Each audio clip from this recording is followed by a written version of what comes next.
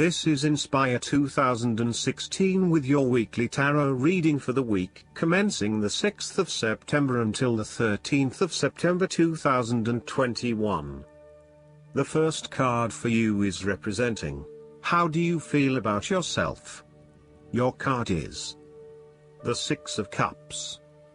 You want to return to the happy memories of your past, whether as a child, teenager or adult. Oftentimes, though, these memories are indeed a thing of the past and reflect aspects of your life that have since vanished. You may feel that the only way to connect to this happiness is to escape into the past where you can reflect on your happy and beautiful memories, instead of dealing with current challenges. This is fine if you are simply taking a walk down memory lane, but it is important that you live in the present and accept your current circumstances rather than always living in the past. Oftentimes, there is nothing wrong with looking back at the good times for inspiration when things are not going so well. In the midst of change and crisis, the Six of Cups suggests that looking back at what you have endured is a good way to assure yourself that, whatever trials lay ahead, you will meet them and you will overcome them as you overcame others. You need to take time out to heal, look back on the past and all the good that lies there. During this period of reflection, there is no need to focus on the negative. Instead, bring all of the positive energy from the past into your present and your future. The fallen cups are now full and upright again, but with blooming flowers that cannot be spilled or washed away. Now that you have looked back, the way forward will be clear and enlightening. The second card for you is representing, what do you want most right now? Your card is the Six of Wands. What do you want most right now is achieving your goals and being publicly acknowledged for your efforts and your results. You may have recently received an award, public acclaim or acknowledgement from your peers for the work that you have done. It may even be just a pat on the back or getting praise or recognition for your work. You have harnessed your strengths and talents in order to bring about a successful outcome in your endeavors. You have managed to get through the confusion of the Five of Wands, minimizing your distractions, focusing on the task at hand. You have overcome the challenges along the way, and now you are focusing your energies on the one goal that will lead to your success. This is your time to shine and to come out on top. The third card for you is representing your fears. Your card is the King of Pentacles. You might be afraid of losing and obsessed with material things, including good food, wine or sex.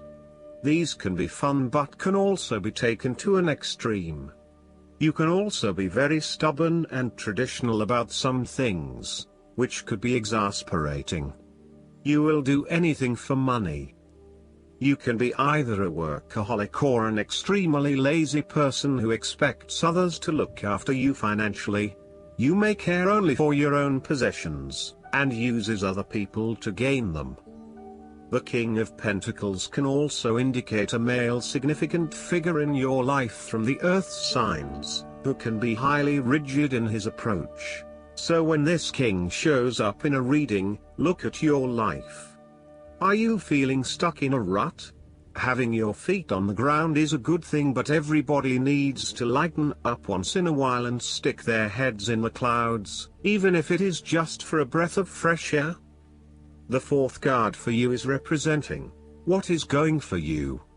Your card is the Ace of Swords. This is a period of great insight and mental clarity. It signifies a breakthrough or an aha moment where suddenly conscious understanding and mental reasoning reach their peak, and achievement of goals suddenly becomes a lot easier. You have a new understanding of some issue that has been of concern, or, in a broader sense, a new worldview, especially in terms of your love and work relationship. This is a perfect time to clear away the fog that has kept you from seeing the inner truth, so that you can now cut to the heart of the matter. This is also a good time to act, and if you set your mind to accomplishing your goals, you can achieve anything you desire. The Ace of Swords highlights a new idea, inspiration, original thinking and creative vision. It represents a point at which you have a new way of thinking and the energy to go with it. You are excited to pursue new opportunities that draw upon your creative and mental abilities. The Ace of Swords also encourages you to seek out the truth of the matter and to find justice. You may be championing a cause or standing up for your rights or the rights of others. Thus sometimes, the Ace of Swords can suggest that you are prepared for battle. You have great clarity on a situation and can now argue your case with the view to come out victorious. You may have a new idea for which you are ready to fight, or you may be all fired up on an issue that you are particularly passionate about, such as human rights, the environment or your personal beliefs. This card invites you to use mental force and to use your intellect and critical reasoning. If faced with a challenging situation, you need to be ready for battle and be prepared to find the strength to overcome these challenges. The fifth card for you is representing what is going against you. Your card is the Ace of Wands. You are afraid of moving forward with your goal in life since you're not clear on what it is that you want. This lack of direction may be sapping your energy levels and leaving you feeling incredibly unmotivated and uninspired. As a result, you are often asking yourself if this is what you really want in life and whether there would be something better elsewhere.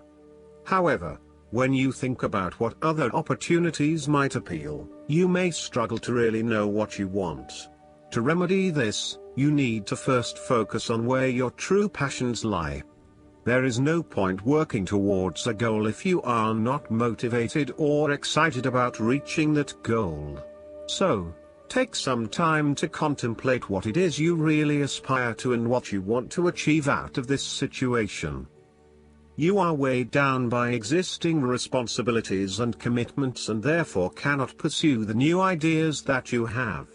You need to revisit the Ten of Wands and release yourself of some of those burdensome responsibilities so that you can free up your time to pursue your newfound passions. Alternatively, you may take a break from your usual routine in order to allow your new ideas to flourish and grow. The last card for you is representing the likely outcome that you may have. Your card is the Six of Pentacles. You have accumulated great wealth and are now in a position where you can offer financial assistance to those in need. Now that you have lived through the darkness long enough to see the inner light, it is time to help others who are not so fortunate. Consider giving to charity or reaching out a helping hand to someone who needs your support. The generosity of the Six does not limit itself to money and material things. Giving of your time or your wisdom is often just as spiritually fulfilling as giving away money or gifts, and the intangible gift of your presence is received just as well, if not better. You may also be inclined to make a loan to someone, on the premise that they will eventually pay you back once they are back on their feet. This is a loan built on trust and good faith, knowing that if you give something away, it will come back to you. Remember, though, that this is more about a short-term fix and not a sustainable solution towards self-sufficiency. So, think about how you can financially support your family or friends in a way that encourages them to stand on their own 2 feet eventually. Last but not least, the guidance card for you is Face Your Financial Fears. This card comes to you because the angels see how your unconscious anxieties have pushed away abundance. Deep down, you worry whether you deserve to receive abundance. In addition, you've been struggling with fear, both of failure and of success, which has kept you stuck in indecision and inaction. Fortunately, once you admit these fears to yourself, they lose their power to unconsciously control you. Perhaps it's helpful for you to hear that every person struggles with self-doubts. The human ego is designed to keep people afraid and prevent them from fulfilling their divine destiny. Thankfully, you are blessed with the gift of self-awareness. You can take an honest inventory of your thought processes, and admit that you have sometimes sabotaged your own success. These realizations are ensuring that you no longer allow yourself to be intimidated. Your decisions are guided by love, not fear.